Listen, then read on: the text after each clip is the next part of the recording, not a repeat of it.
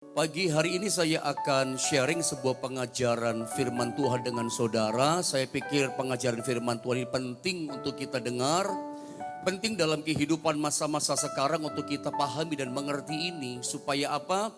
Supaya kita menjalani kehidupan bukan dengan kekalahan, apalagi sebagai pecundang.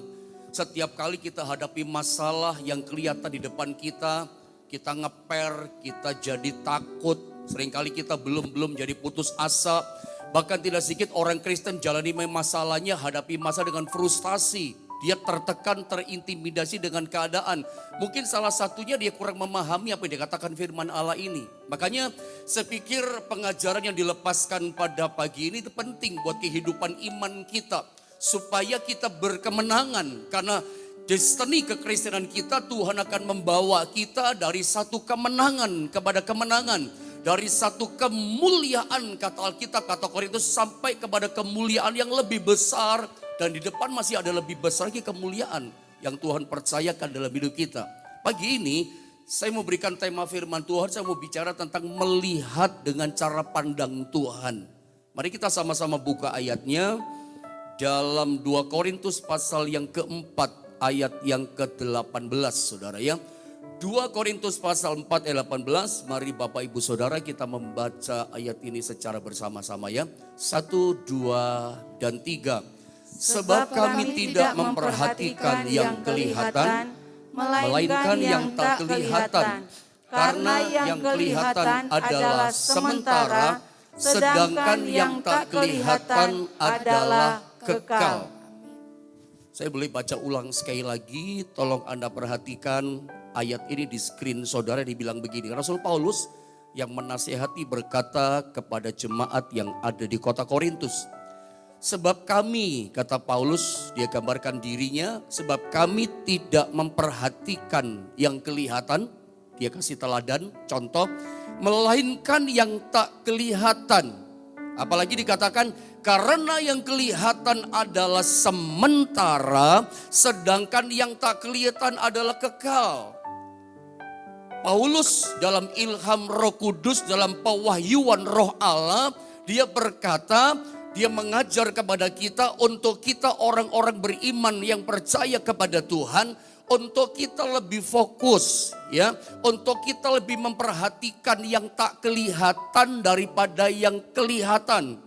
Sebab yang kelihatan itu bisa berubah, yang kelihatan itu termasuk masalah kita. Seberat apapun masalah saya dan saudara, Anda boleh berkata kepada saya, pendeta gak ngerti masalah saya, masalah yang saya hadapi sekarang rumit loh. Saya boleh tidak tahu seberat serumit apapun masalahmu. Tetapi masalah realita yang Anda hadapi, yang kita hadapi semua manusia di dunia. Alkitab katakan semua masalah yang kelihatan mau berat sekalipun, itu sementara, itu bisa berubah. Ya. Yang berat Tuhan bisa buka jalan diganti dengan kemenangan. Pokoknya begini, Paulus katakan, mari kita belajar berfokuslah, lebih memperhatikan kepada yang tidak kelihatan dibanding yang tidak kelihatan. Yang tidak kelihatan termasuk tetek bengek segala masalah kita. Karena yang kelihatan itu sementara, itu bisa berubah. Tapi perhatikan, sedangkan yang tak kelihatan, di situ ada kuasa Tuhan. Yang tidak kelihatan, di situ ada kuasa Tuhan yang besar, yang sempurna. Itu dikatakan bersifat kekal. Kekal artinya tak terbatas. Kekal itu artinya sangat besar, sangat dahsyat, sangat luar biasa kuasanya. Tak terbatas kuasanya. Makanya Paulus mengajar lewat firman Allah kepada jemaat di Korintus. Mari berfokuslah, lebih memperhatikan yang tidak kelihatan daripada yang kelihatan. Saya ulang, saya garis bawahi, sebab yang kelihatan, semua yang kelihatan itu sementara dan Tuhan bisa merubah. Dan memang bisa berubah yang kelihatan. Termasuk penyakit kita yang berat, termasuk masalah kita. Siapa yang bisa merubah? Yang bisa merubah yang tidak kelihatan. Yang bisa merubah yang sempurna kuasanya kekal tadi.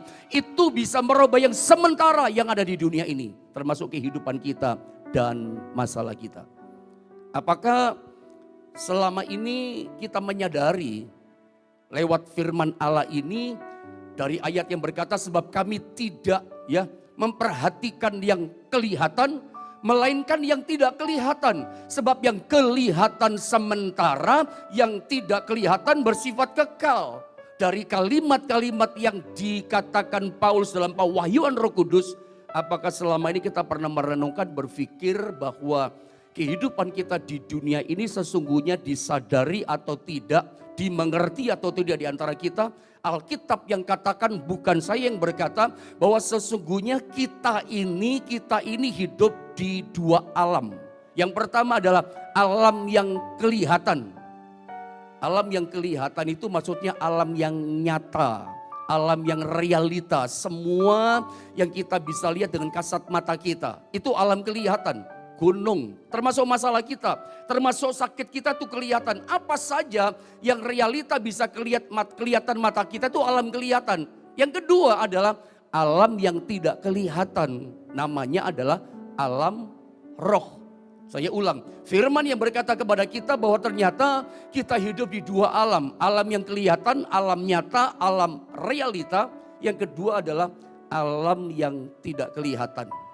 Ya, alam roh namanya. Nah, persoalannya, lihat gambar ini, mata kita itu hanya terbuka di alam nyata dan buta di alam roh. Kita nggak bisa lihat apa-apa dan memang kita tidak tahu apa-apa yang ada di alam roh. Tetapi Alkitab katakan yang jelas, disadari atau tidak, kita hidup itu di dua alam. Alam yang nyata yang kelihatan dan alam roh yang nggak kelihatan. Nah, kita hanya bisa melihat alam yang nyata yang kelihatan, tapi mata kita itu buta di alam roh. Kenapa penting untuk saya menyampaikan firman Allah ini kepada saudara?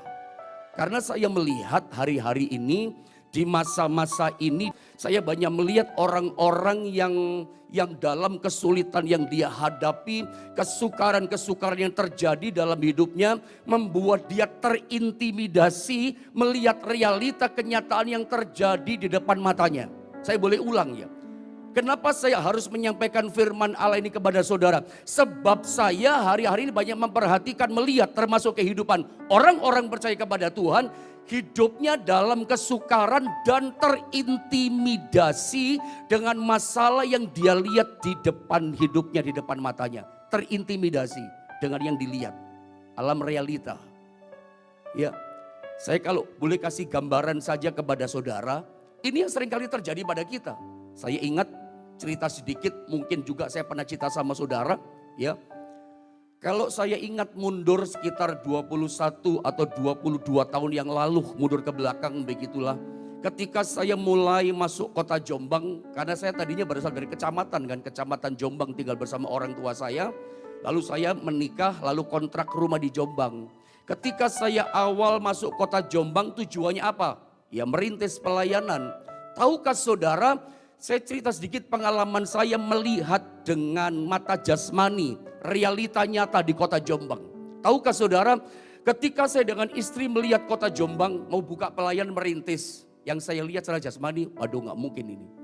Melihat kota Jombang untuk membuka satu lahan pelayanan, langsung saya berpikir gak mungkin. Maaf kata, Jombang salah satu kota di Indonesia terkenal dengan sebutan kota santri. Maka mata jasmani saya melihat, wah sulit, gak mungkin, sukar, mustahil. Ketika saya melihat kondisi kota ini terintimidasi saya. Sungguhan terintimidasi. Wah gak bisa ini, wah gak mungkin. Tetapi saya ingat, saya memulai pelayanan perintisan di Jombang, saya mulai keliling naik motor. Gak punya mobil, naik motor sama istri saya keliling berdoa. Nah ketika saya doa keliling dengan istri saya, itulah Tuhan templak saya. Maksudnya Tuhan sadarkan saya.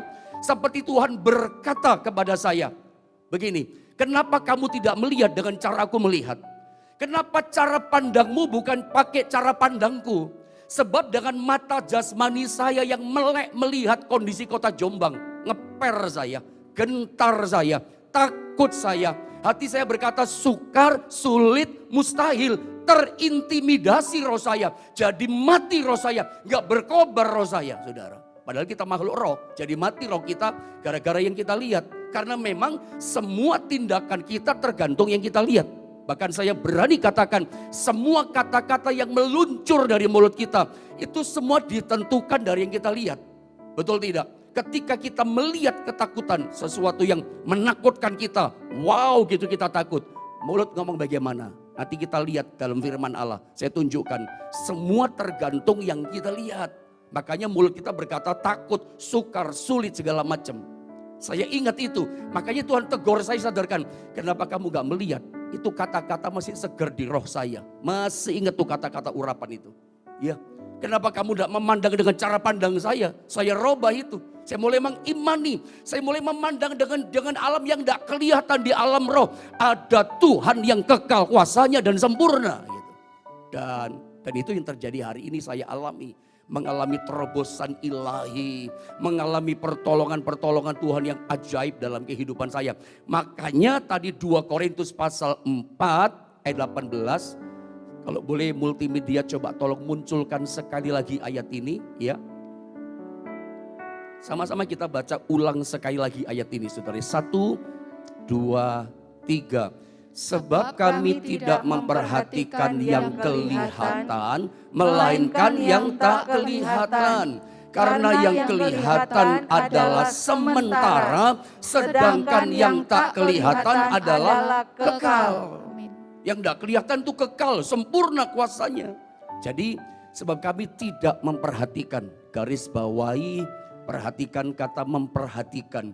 Jadi firman Allah memerintahkan kita pagi ini, marilah kita lebih memperhatikan yang tidak kelihatan. Marilah kita lebih berfokus iman kita, mata iman kita memandang kepada yang tidak kelihatan daripada yang kelihatan. Percayalah, semua yang kelihatan itu sementara kekuatannya. Ya, bisa berubah. Siapa yang bisa merubah? Ya kekuatan lebih sempurna, lebih kekal. Kuasa Tuhan yang bisa merubah yang sementara itu, termasuk keadaan di dunia ini. Nah, ketika saya merenungkan firman Allah ini, ya lebih memperhatikan yang kelihatan daripada yang tidak kelihatan daripada yang kelihatan. Saya ingat 2 tokoh di Alkitab, yang satu bernama Daud, yang satu bernama Saul. Daud dan Saul dua-duanya raja Israel.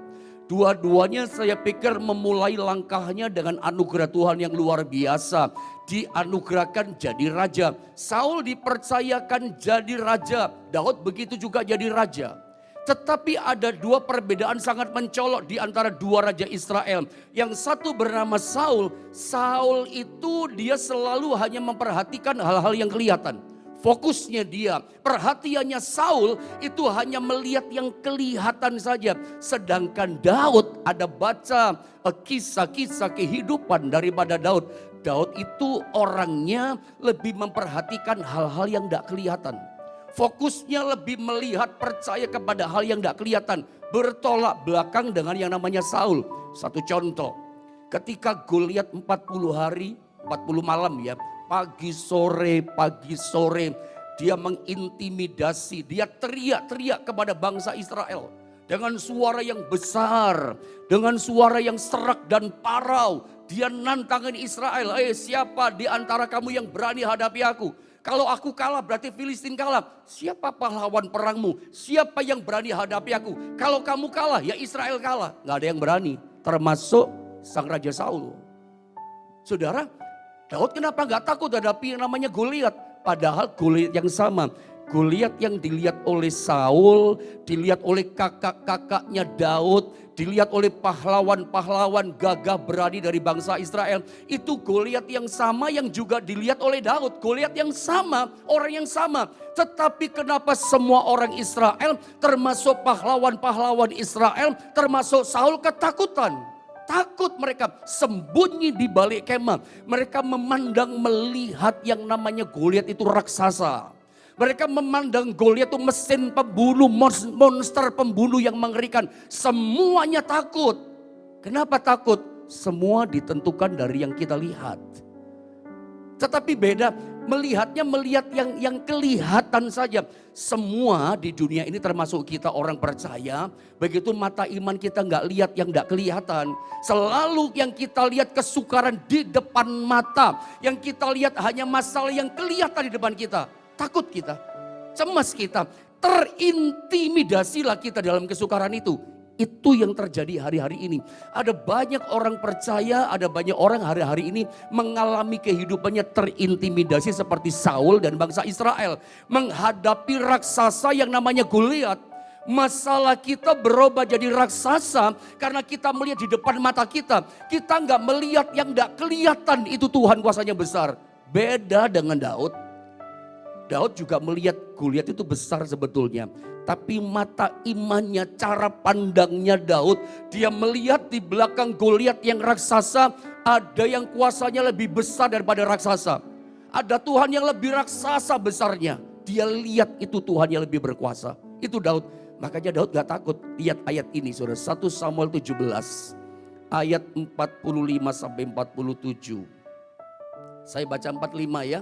Saudara 46 lalu 47-nya sama-sama kita baca. Begini kata firman 1 Samuel pasal 17 ayat 45. Tetapi Daud berkata kepada orang Filistin itu, engkau mendatangi aku dengan pedang dan tombak dan lembing. Pakai kekuatan dunia, senjata yang kelihatan yang lengkap. Kamu pakai senjata yang paling canggih, paling hebat menghadapi aku. Tetapi kata Daud, aku mendatangi engkau, aku menghadapi engkau dengan nama Tuhan. Nama Tuhan itu bicara kuasa Tuhan yang gak kelihatan. Ya, aku mendatangi kau dengan nama Tuhan semesta alam. Gak kelihatan kuasa Tuhan. Tapi Daud mengaku dengan imannya, aku menghadapi engkau dengan kuasa Tuhan, nama Tuhan yang gak kelihatan. Allah segala barisan yang kau tantang itu. Teruskan ayat 46 saudara, terus. Hari ini juga Tuhan akan menyerahkan engkau ke dalam tanganku, dan aku akan mengalahkan engkau dan memenggal kepalamu dari tubuhmu. Hari ini juga aku akan memberikan nyawamu dan mayat tentara orang Filistin kepada burung-burung di udara dan kepada binatang-binatang liar, supaya seluruh bumi tahu bahwa Israel mempunyai Allah. Sekarang saya baca, perhatikan di ayat 47. Dan supaya segenap jemaah ini tahu bahwa Tuhan yang menyelamatkan, perhatikan, bukan dengan pedang. Pedang itu kelihatan kekuatannya, kekuatan yang nampak. Dan bukan dengan lembing, sama kekuatan yang nampak kelihatan. Wow, canggih, wow, hebat. Tuhan gak menyelamatkan dengan itu. Menolong kita, memberkati kita. Sebab, mari sama-sama kita baca kata sebab ya. 2 dan 3. Sebab di tangan Tuhanlah pertempuran. Dan ia pun menyerahkan kamu ke dalam tangan kami. Anda lihat? Dari perkataan-perkataan kalimatnya Daud tidak terbersit sekecil apapun juga. Celah kecil, kata yang penuh kegentaran. Gak ada kata-kata ngeper, gak ada kata-kata takut, gak ada kata-kata kecemasan dari Goliat. Bandingkan berbeda terbalik dengan Saul dan semua orang Israel. Sembunyi ketakutan yang dilihat sama. Karena Saul dan Israel hanya melihat Goliat di depan mata. Setiap kita lihat masalah di depan mata, tambah besar. Sapu tangan ini kecil sebetulnya. Tapi kalau saya taruh di depan mata, saya nggak lihat apa-apa.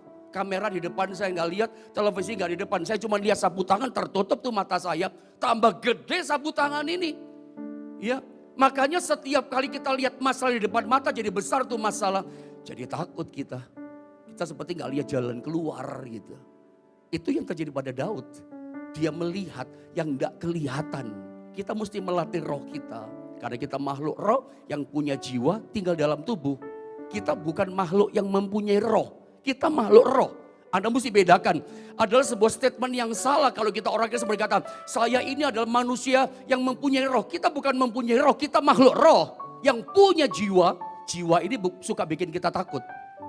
Dalam jiwa itu ada pikiran, ada pertimbangan, ada perasaan, ada kehendak. Ya, yang suka bikin kita ngeri-ngeri, takut, cemas itu pikiran kita dalam jiwa. Kita punya jiwa, tapi kita memiliki namanya roh, saudara ya. Kita makhluk roh dan tinggal dalam tubuh.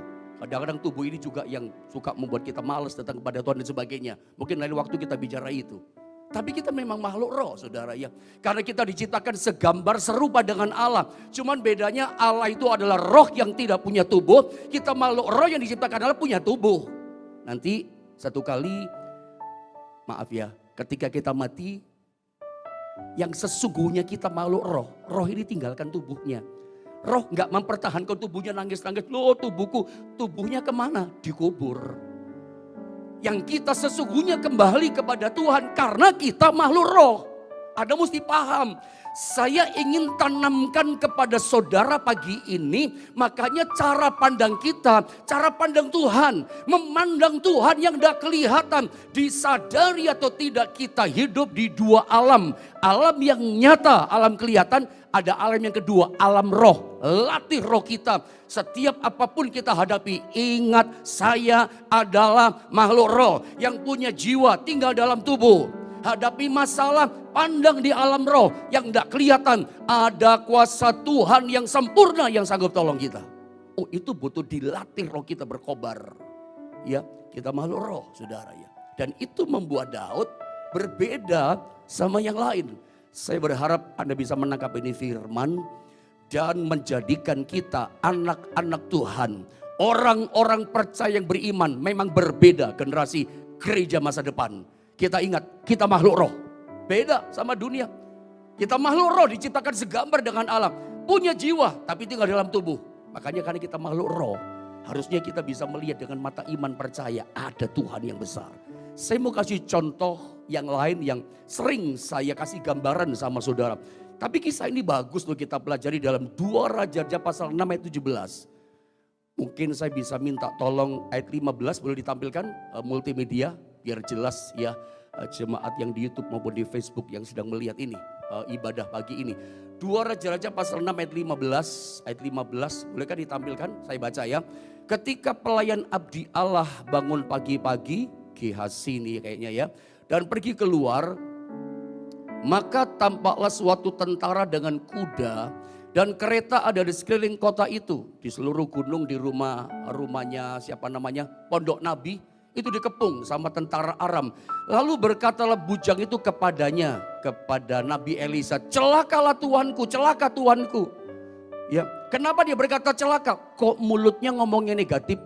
Mulutnya kata-katanya penuh ketakutan, celaka Tuanku. Takut dong, kenapa takut? Melihat ada tentara Aram mengepung Pondok Nabi, gak ada celah untuk lepas, gak ada jalan keluar, makanya takut. Bahwa ternyata perkataan kita ditentukan apa yang kita lihat. Yang kita lihat bagaimana? Itu menentukan mulut omongan kita. Celaka Tuanku, apakah yang akan kita perbuat? Kita gak bisa lolos, celaka, mati kita gitu. Lalu ayat 16. Ayat 16. Mari sama-sama kita baca ayat 16 saudara. 1, 2, 3. Jawabnya jangan takut. Sebab lebih banyak yang menyertai kita daripada yang menyertai mereka. Saya yakin Elisa sang nabi ketika berkata jangan takut hai Gehazi. Sebab lebih banyak yang menyertai kita daripada yang menyertai mereka. Lebih banyak yang bersama kita daripada jumlahnya mereka. Saya yakin pada waktu sang nabi berkata itu masih di dalam pondok nabi. Dia belum lihat realitanya walaupun dia dengar dari Gehazi. Kita dikepung sama tentara Aram. Nabi belum lihat tapi di alam roh memang rohnya bisa melihat itu dengan iman. Mengiman itu kayak begitu, belum lihat tapi percaya. Bahwa adalah sebuah kebenaran Tuhan gak pernah tinggalkan kita. Dia selalu berkemah dan ada dalam hidup kita. Terima itu sebagai kebenaran. Langsung dia ngomong yang menyertai kita lebih banyak. Yang menyertai kita kuasanya lebih besar. Yang menyertai kita itu lebih hebat sempurna kuasanya dibandingkan jumlahnya mereka semua. Jangan takut kamu. Kalau orang takut menghadapi kesulitan berarti dia belum bisa melihat di alam yang tidak kelihatan. Alam roh itu ada Tuhan yang kuasanya jauh lebih besar. Yakin dalam setiap realita yang nyata masalah kita hadapi. Ingat di alam roh yang tidak kelihatan itu ada Tuhan kita yang sanggup menolong kita. Katakan amin. Katakan amin. Katakan haleluya. Berkobarlah rohmu pagi ini. Percayalah rohmu, tangkap dengan iman. Bahwa di alam tidak kelihatan. Itu ada Tuhan yang mengendalikan segala sesuatu. Nah kita lihat sekarang gambar tadi ayat 17. Elisa berdoa buat bujangnya yang belum percaya gak bisa lihat yang gak kelihatan. Dia berdoa lalu berdoalah Elisa. Ya Tuhan bukalah kiranya matanya supaya ia melihat. Maka Tuhan membuka mata bujang itu sehingga ia melihat, tampaklah gunung itu penuh dengan kuda dan kereta berapi di sekeliling Elisa. Yang percaya katakan haleluya. Itu yang terjadi. Jadi sesungguhnya begini, ada dua alam. Satu kelihatan alam nyata, satu tidak kelihatan alam roh. Di dunia ini harus diakui. Ada orang-orang tertentu walaupun tidak banyak, ada orang-orang tertentu yang dapat kasih karunia Tuhan. Dia bisa melihat alam roh yang tidak kelihatan, harus diakui. Apalah orang mau berkata indigo atau apa gitu, saya nggak ngerti itu. Ya, tapi ada orang-orang yang dikasih karunia, salah satunya adalah Elisa. Tetapi begini, meskipun mata ini nggak bisa lihat di alam yang tidak kelihatan. Tapi kita percaya ya bahwa di alam yang tidak kelihatan itu ada Tuhan yang berkuasa bersama kita. Ada sorga yang berpihak pada kita. Ada sorga yang tak pernah tinggalkan kita. Ada sorga yang selalu bergerak siap menolong hidup kita. Di alam tidak kelihatan karena kita miliknya, kita kepunyaannya. Kita dijaga, kita diberkati, kita dilindungi, kita disertai oleh Dia. Meskipun mata kita gak bisa melihat. Tetapi kalau orang bisa melihat, barangkali orang lihat kok rumahnya Bapak itu dijagai ya. Kok ada yang jaga ya. Usahanya kok diberkati, ada yang jaga. Kita gak bisa lihat, tapi orang bisa lihat itu saudara ya. Ada Tuhan gak pernah tinggalkan kita. Ini satu cerita yang sangat menarik. Saya mau terangkan apa yang dilihat oleh Elisa yang gak dilihat oleh Gehazi. Ternyata betul. Begitu dicelikan mata Gehazi, dia lihat di belakang tentara-tentara Aram yang jumlahnya ribuan itu. Dia lihat kereta berapi, malaikat jumlahnya lebih banyak, malaikatnya lebih besar, senjatanya pedang berapi jauh lebih besar, lebih lengkap, lebih luar biasa, lebih hebat. Dia gak takut lagi. Saya percaya ketika mata iman kita bisa memandang ada Tuhan kuasanya lebih besar, takut kita hilang, pertolongan pasti dinyatakan atas kehidupan kita. Saya mau terangkan ini lewat Ibrani 11 ayat yang ketiga. Lihat Ibrani 11 ayat 3, mari Bapak Ibu Saudara kita sama-sama baca ayat ini 2, 3. Karena iman kita mengerti bahwa alam semesta telah dijadikan oleh firman Allah sehingga apa yang kita lihat telah terjadi dari apa yang tidak dapat kita lihat. Karena iman kita mengerti, kita percaya bahwa alam semesta telah dijadikan oleh firman perkataan Allah. Perhatikan, sehingga apa yang kita lihat, alam semesta serta segala isinya. Ya, pohon-pohon, gunung, lautan, matahari, bulan, bintang. Semua unsur alam semesta yang kelihatan ini, Alkitab katakan telah terjadi dari apa yang tidak dapat kita lihat. Artinya apa ya? Dengan iman kita mesti percaya, mengimani bahwa semua alam semesta yang kelihatan ini itu lebih dahulu jadi di alam roh dulu. Sebelum itu semua tercipta ada di alam nyata, tercipta dulu di alam roh. Saya berharap Anda benar-benar bisa menangkap ini. Ini firman yang berkata. Seperti inilah prinsip yang namanya penciptaan. Ya, yang kelihatan terjadi dari yang tidak kelihatan.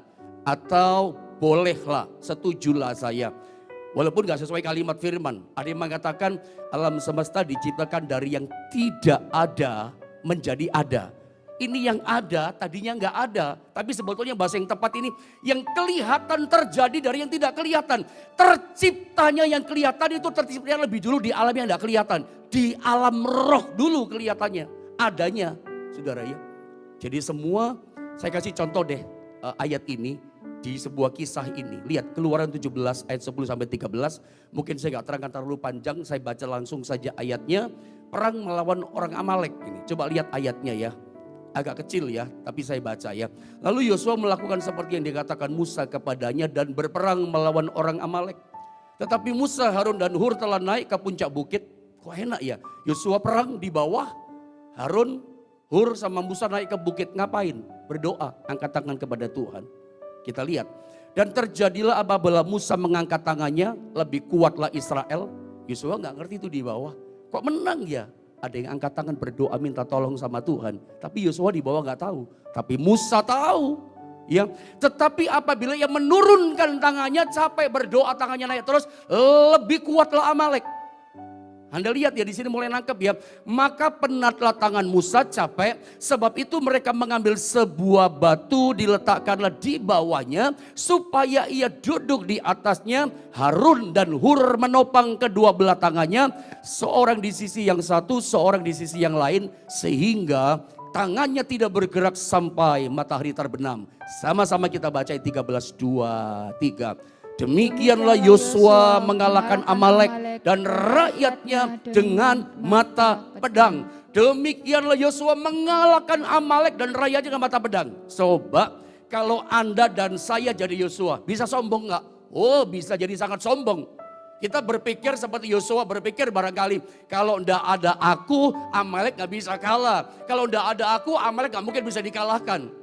Tanpa sepengetahuan Yosua, Yosua nggak tahu bahwa ternyata kunci titik kemenangannya bukan di dia.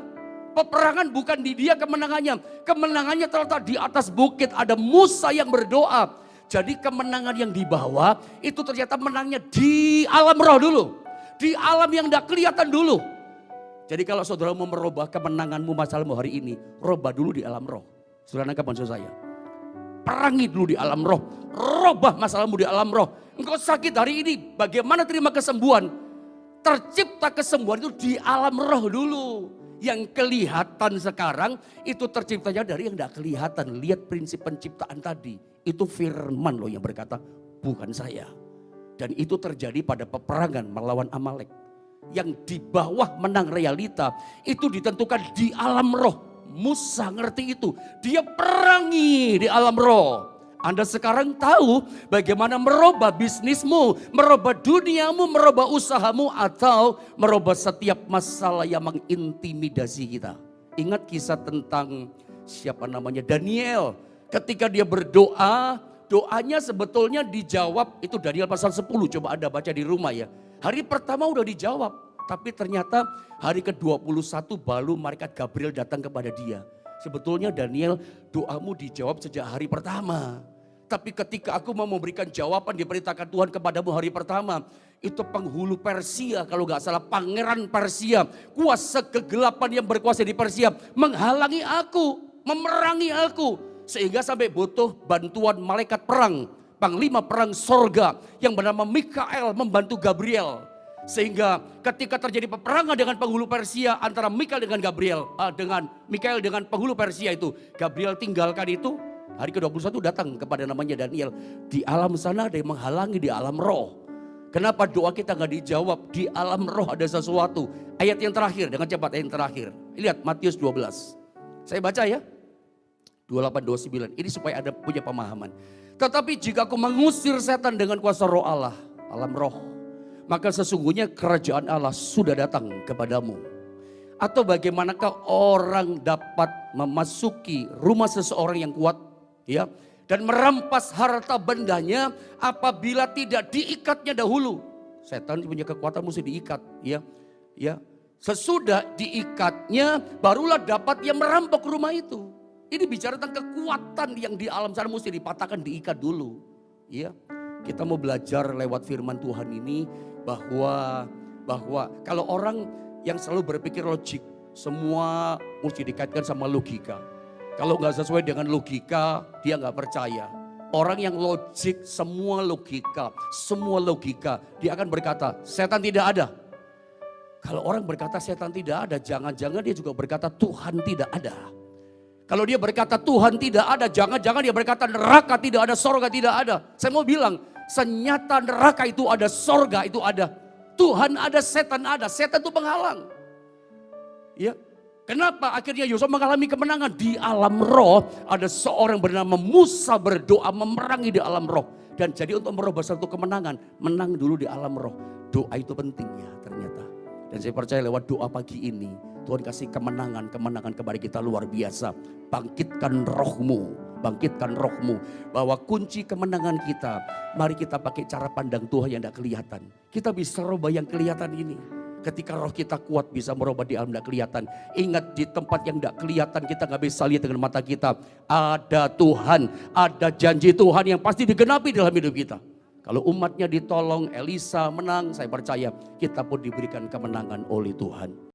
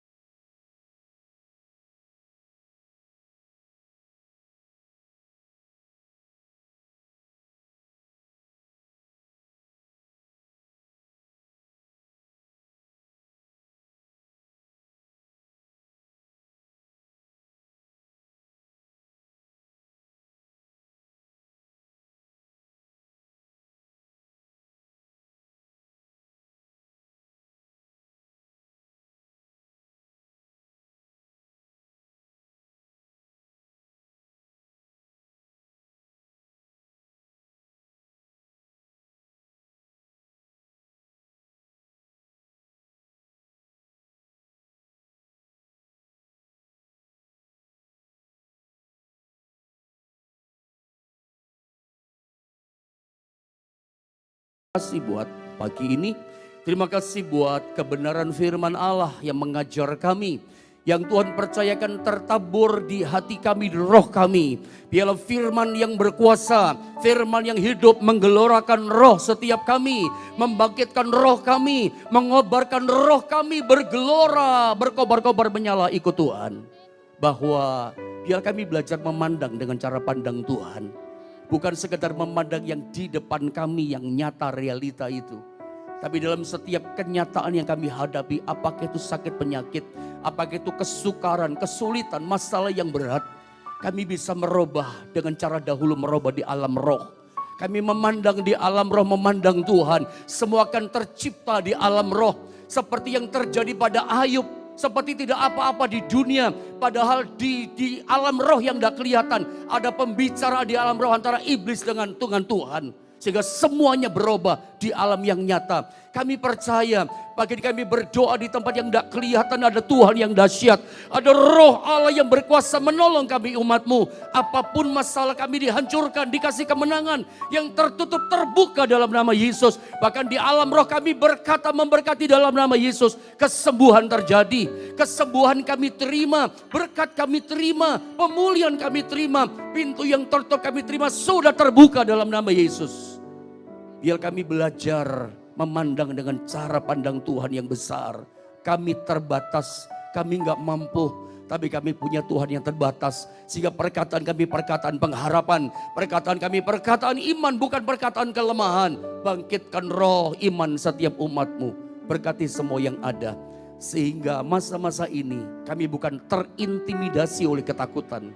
Tapi kemenangan tetap ada di mulut kami. Dan apa yang kelihatan itu akan berubah. Kemenangan Tuhan berikan atas kehidupan setiap kami.